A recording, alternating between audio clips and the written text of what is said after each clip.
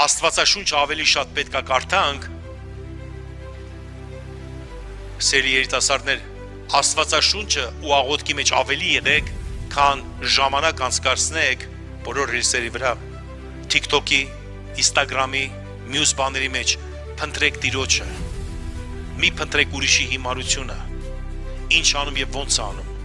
փնտրեք Տիրոջը, հիմար բաներից ազատվեք, հիմար բաները թողեք, գնացեք Տիրոջ հետևից, գնացեք Աստծո զորության հետևից եւ կտեսնեք Աստծո փառքը ձեզ վրա կլինի։ Իսկ TikTok-ի եւ Instagram-ի, Facebook-ի մեջ լույս եղեք։ Ես չեմ ասում այդտեղից դուրս եկեք, խավարի հետ խավար մեղի, խավարի մեջ լույս եղի։